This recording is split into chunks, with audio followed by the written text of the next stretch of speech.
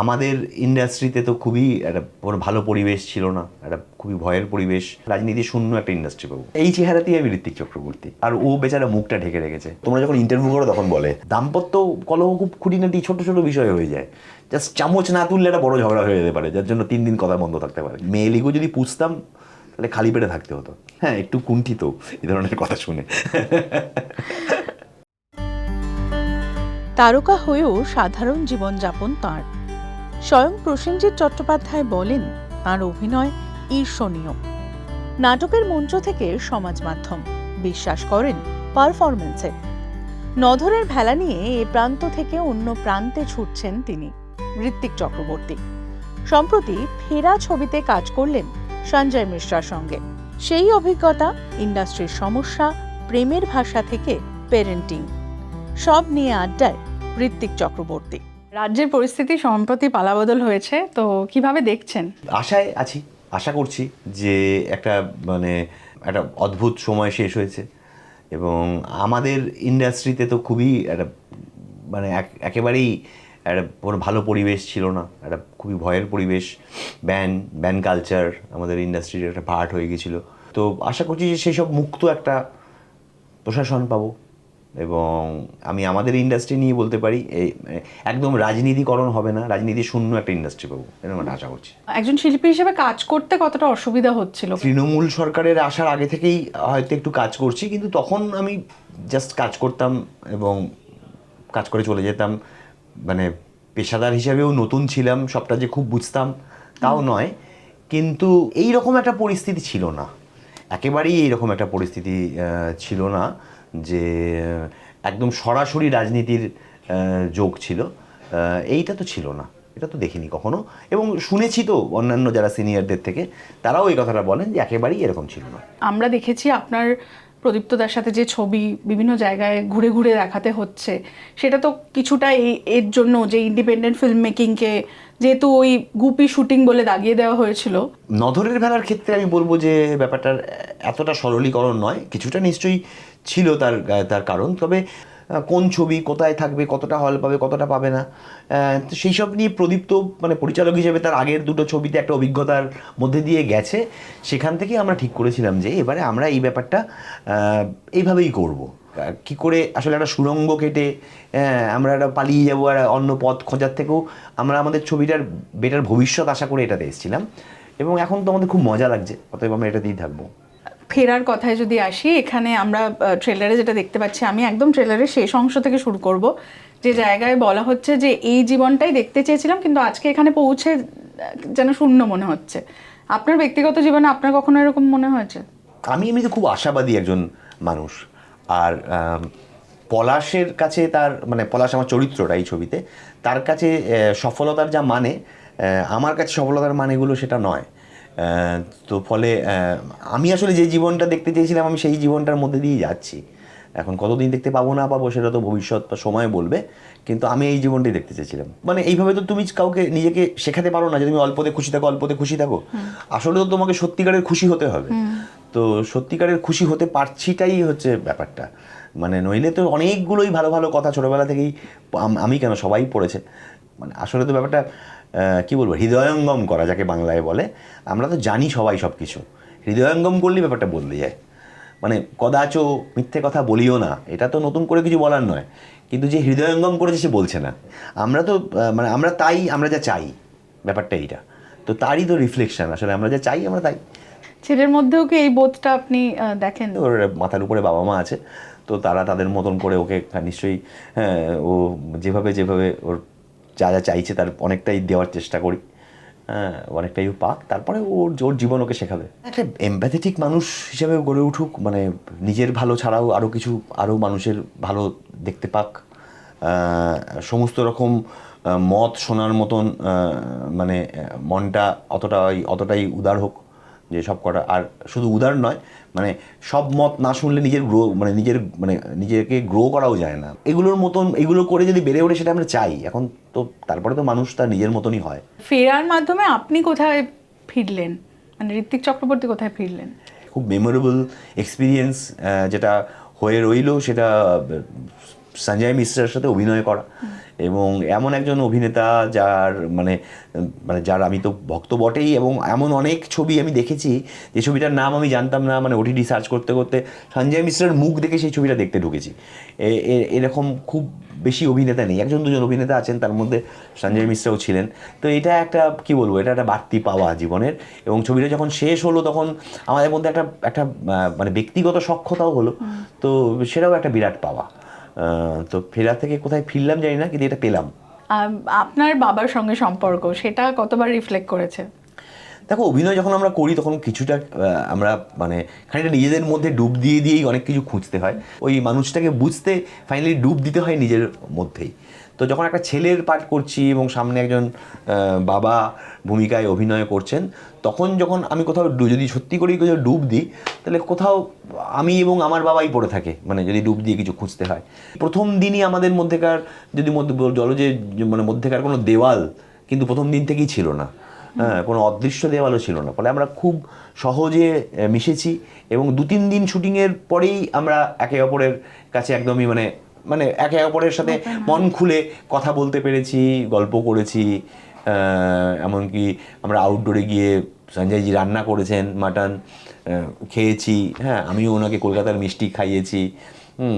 বা বা উনি কলকাতা আমাদের শুটিং চলাকালীন নর্থ কলকাতায় শুটিং চলছে, ওনার শট নেই, উনি 2-2.5 ঘন্টার জন্য এদিক ওদিক আস্তে আস্তে ঘুরে বেড়ালেন, ঘুরে বেরিয়ে উনি একটা চপ কিনে নিয়ে ফিরে এলেন। একটা হচ্ছে এই ভাষাটার সমস্যাটাকে উনি কি করে ওভারকাম করবেন, আরেকটা হচ্ছে যে উনি যে পরিবেশে শুটিং করেন বা যে ইন্ডাস্ট্রিতে শুটিং করেন, সেটা আমাদের থেকে বহুগুণ বড় একটা ইন্ডাস্ট্রি। তার যে কমফোর্ট লেভেল আমরা তার ছিটে ফোটাও আসলে অ্যাচিভ করতে পারি না। কিন্তু যখন একজন অভিনয় করবে তখন সে একটা টিমম্যান না হয়ে উঠলে অন্তত আমাদের এখানে কাজ করতে অসুবিধেই হয়। তো এবং এবং সহজ বুদ্ধিতে মনে হয় যে ওনার খুবই বিরক্ত লাগার কথা, মানে কত আরামে কাজ হয়, হ্যাঁ, একটা কতটা রেস্ট নেওয়ার সময় থাকে, একটা সিনের পরে আরেকটা সিন, আরেকটা সিনের পরে আরেকটা সিন, এরকম তো উনি জীবনে কখনো করেননি। তো সেইটাকে যে উনি কত অ্যাটিজ করলেন, এবং এবং কোথাও উনি আমাদের দেখে কখনো এটা মনে হলো না যে ওনার মাথা ফাথা গরম হয়ে যাচ্ছে, উনি আর করবেন না, বিরক্ত হয়ে আছেন, মানুষের সঙ্গে খারাপ ব্যবহার করে ফেলছেন, এসব যে কিছুই ঘটলো না। এইটা পেশাদার অভিনেতা হিসেবে আমার ফ্যাসিনেটিং লেগেছে, মানে আমি এটা খুব মন দিয়ে দেখেছি। অভিনেতা হিসেবে একজন সহ অভিনেতা যখন আপনার সাথে থাকে, তারা বলে থাকেন যে আপনার সাথে কাজ করা ঈর্ষণীয়। না, যখন আমি অভিনয় করি তখন এসব কথা আমার মনে হয় এগুলো সব তোমরা যখন ইন্টারভিউ করো তখন বলে, হ্যাঁ, যখন যখন অভিনয় করি তখন একদম এসব কাউকে দেখে বুঝতে পারি না যে তার এরকম মনে হচ্ছে। তো আমি যখন আমার পাঠ মুখস্থ করছি, এবার সঞ্জয় মিশ্র কী করে বাংলা বলবেন সেই তখন আমার কোনো মাথা ব্যথা নেই, হ্যাঁ, বলবেন বলতে পারলে বলবেন, তখন ব্যাপারটা অনেকটা এইরকম, আমাকে আমারটা বলতে হবে, তো রেডি করতে হবে। টিজারে আছে যে ওই বাবা কথা বলতে বলতে হাতটা ওই দেখ হলুদ ট্যাক্সি বলে, আর আমি বলবো বাবা হাত বার করো না, তো ওই যে হাত বার করো না, হাতটা উনি বার করেছেন, ওই অংশটা একটা ইম্প্রোভাইজড অংশ। এইটা হওয়ার জন্য দুটো অভিনেতার মধ্যে একটা মানে একটা সম্পর্ক থাকতে হয়, তাই আমি সিনের মাঝখানে উইদাউট রিহার্সাল ওর হাতটা টেনে দিতে পেরেছি, এবং সিনটা শেষে পড়ে মধ্যে বহুত আচ্ছা কিয়া এ যত কিয়া না বহুত আচ্ছা হওয়া। আর বুম্বাদার কথাটা আমি বলবো যে ওটা একদমই একটা মানে ওটা একটা ভালোবাসার এক্সপ্রেশন, এইভাবেই আমি ব্যাপারটাকে দেখি। ওনার কাউকে নিয়ে আলাদা করে ভয় পাওয়ার তো কিছুই নেই, এটা আমরা সবাই জানি, কিন্তু ওটা একটা ভালোবাসার এক্সপ্রেশন। তো তো তাতে আমি সম্মানীয়, আর কি বলবো, হ্যাঁ, একটু কুণ্ঠিত এই ধরনের কথা শুনে। সোশ্যাল মিডিয়ার দিকে যদি আমি দেখি, মানে আপনি বিভিন্ন বিষয়ে বিভিন্ন মত প্রকাশ করেন, কিন্তু সেটা সোশ্যাল মিডিয়ায়, মানে আমরা সামনে অতটাও দেখি না। সোশ্যাল মিডিয়াতে আমি যেভাবে মত প্রকাশ করতে পারি সেভাবে সামনে মত প্রকাশ করা যায় না। সোশ্যাল মিডিয়াতে বিশেষ ফর্মে মত প্রকাশ করি, সেটা একটা লেখারও একটা ধরন, সেটা একটা মানে স্যাটায়ারের ধরন। তো কনভারসেশনে তো স্যাটায়ার করা যায় না। তো আমার ওইটা স্যাটায়ারটাই আমার ফর্ম আর কি, আমি কথাটা ওইভাবে বলি। এই যে এত মানুষ এত রকম মন্তব্য করেন, বিভিন্ন রকম মন্তব্য করেন, এবং আমরা দেখি আপনি সেটার উত্তরও দেন। কখনো উত্তর শুরুর দিকে দিয়েছি, মাঝে মাঝে একটু দুষ্টুমি করেও উত্তর দিতাম। কখনো কখনো মনে হতো যে ছেলেটি একটা আমার কথার তলায় কমেন্ট করেছে, আমি যদি কথা বলি আমি ওর থেকে 8-10 গুণ বেটার কথা বলি, তো তাহলে আমি আমার কথাটা ওকে বলি।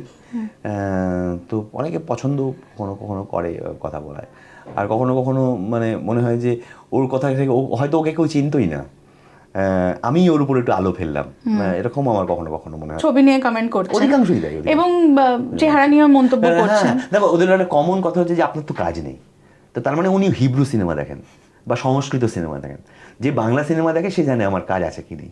তো যিনি হিব্রু সিনেমা তাকে আমি ওটাই হয়তো লিখি, যে আমি বুঝতে পেরেছি আপনি হিব্রু সিনেমা দেখেন। হ্যাঁ, তো চেহারা নিয়েও মন্তব্য করেন বা হ্যাঁ, তো চেহারা নিয়ে কাউকে- মন্তব্য করে, কিন্তু এই চেহারাতেই আমি ঋত্বিক চক্রবর্তী। তো আর ও বেচারা মুখটা ঢেকে রেখেছে, তো আমি কি ওকে বলবো বলো। ও ওটা দেখে তো এবং কোথাও একটা পেমেন্ট নিত যে এখানে একটা কমেন্ট করেছে বলে, আটানা ফাটানা কিছু একটা। হ্যাঁ, আপনি কি বাড়িতে এগুলো নিয়ে অপরাজিতাদির সাথে কথা অপরাজিতা বলেন? ফেসবুকে নেই, অপরাজিতা জানে নেই, না। হ্যাঁ। অপরাজিতা একদমই জানে না। মানে ডিসকাস করেন এটা সেটা? কেউ হয়তো ওকে হয়তো ফোন করে সাবধান হতে বলে যে ঋত্বিক এত কথা বলছে, তখন ওই সবগুলো ও জানতে পারে। ফলে অপরাজিতা টের পায় না আসলে। আর এই যে আপনাদের মধ্যে আপনি সবসময় বলেন যে আমাদের মধ্যে খুব বন্ধুত্বটা রয়েছে, বন্ধুত্বটাকে অটুট রাখার এটার মন্ত্রটা কি? বন্ধুত্বটা আসলে সত্যি ছিল বলে বন্ধুত্বটা রয়ে গেছে, শুধু অপরাজিতার সঙ্গে নয়, আরও যে যারা যারা সত্যি বন্ধু ছিল তাদের বন্ধুত্ব রয়ে গেছে। ঘটনাচক্রে আমরা হাজব্যান্ড ওয়াইফও। প্রেম প্রকাশ হয়তো সব সময় করি না, কিন্তু যখন প্রকাশ করছি না সেটাও এত এক্সপ্রেসিভ যে আমি যে করছি না সেটাও বোঝা যায়। ফলে ফলে আমি এক্সপ্রেসিভ, পরিবারে আমি খুবই এক্সপ্রেসিভ। সম্পর্ক তো একটা মানে দ্বিপাক্ষিক জিনিস, এবং সেটাকে দুজনকেই আসলে যত্ন করতে হয়। এবারে সম্পর্কের তুমি যদি তোমার সম্পর্ককে যত্ন করো, তাহলে সেই সম্পর্কটা থাকবে। মানে একটা জাস্ট বাগানের মতন, তুমি যদি বাগানকে যত্ন করো তাহলে বাগানটা সুন্দর হয়ে উঠবে। বাগানকে টিকিয়ে রাখা যায় না। ঝগড়ার যেগুলো মানে মানে পজিটিভ দিক আর কি, যে তুমি এই জায়গাটা একটু তুমি মন দিতে পারো। হ্যাঁ, তুমি ঝগড়া থেকেও আমি আসলে নিজেকে অনেকবার শুধরেছি। হ্যাঁ, ঝগড়া থেকে শুধরানো যায়। ঝগড়াটা যখন হচ্ছে তখন ফাটিয়ে নিজে ঝগড়াটাই করছি, কিন্তু সেখান থেকে তুমি খানিকটা শুধরাতে পারো বা খুঁজে পেতে পারো যে পরের বার হয়তো এই ঝগড়াটা হবে না। দাম্পত্য কলহ খুব খুঁটিনাটি ছোট ছোট বিষয় হয়ে যায়। জাস্ট চামচ না তুললে একটা বড় ঝগড়া হয়ে যেতে পারে, যার জন্য 3 দিন কথা বন্ধ থাকতে পারে। কাজেই চামচটা ইস্যু নয়, ঠিক কী কারণে এই ঝগড়াটা হলো যদি খুঁজে পাও, তাহলে দেখবে দ্বিতীয় দিন জীবনে ওই ঝগড়াটা হলো না। এইভাবেই আছে হয়তো আমাদের সম্পর্কটা। দেখো, বাড়ি ছেড়ে বাড়ির বাইরে যখন বড় হয়েছি তখন ওই মেয়েলিগো যদি পুষতাম তাহলে খালি পেটে থাকতে হতো। তো তো আমরা 3 ভাই, আমরা 3 জনেই মানে পেশার কারণে বাড়ি ছেড়েছি, এবং তার আগে অবধি মনে করে কেউ হোস্টেলে পড়িনি। তার আগে অবধি কোনোদিনই মানে চাও বানায়নি। তারপরে সব কিছুই করেছি জীবনে, একটা সময় একা একা থেকেছি, সব কিছু করেছি। আর দুজনেই আমরা কাজ করি আমাদের মানে ফলে বাড়িতে যে কাজগুলো থাকে সেগুলোকে দুজনকে যদি ভাগ করে না নিতে পারি, তাহলে কি হবেও না। আপনার বাবার সঙ্গে সম্পর্কে কোন মুহূর্তটার কাছে আপনি ফিরতে চাইবেন? যে খুব ছোটোবেলায় মানে যখন আমার মানে মানে আমি তখনও মানে বই পড়ার মানে বয়স হয়ে ওঠেনি তখনও। হ্যাঁ, কিন্তু মানে অক্ষর জ্ঞান হয়ে গেছে, কিন্তু বই পড়ার বয়স হয়নি। সেই বয়স থেকেই বাবা আমাকে পড়ে পড়ে প্রচুর গল্প শোনাতো, মানে বাংলা, ইংরেজি, অস্কার ওয়াইল্ড। হ্যাঁ, তো সেই স্মৃতিটা খুবই পরিষ্কার আমার কাছে। হয়তো বড় হয়ে আরও অনেক স্মৃতি হয়তো পরিষ্কার না, কিন্তু ওই স্মৃতিটা ভীষণই পরিষ্কার এবং ভীষণ মানে মানে একটা তুলোয় মোড়া মায়া ভরা একটা মানে দিন আর কি ওগুলো। ওখানেই ফিরে যেতে মানে ফেরা তো সম্ভব নয়, ফিরবো বললে ফেরা যায় না, কিন্তু মিস করি ওই সময়টা। ফেরা যেহেতু ছবির নাম, মন খারাপ হলে কার কাছে ফিরতে ইচ্ছে করে? মন খারাপ হলে আমার নিজের কাছেই ফিরতে ইচ্ছে করে। নিজেকেই যত বড় বড় মন খারাপে আমি দেখেছি আমি আবার আরেকভাবে নিজেকে খুঁজেও পাই। তো মন খারাপে আমি নিজের কাছে ফিরবো।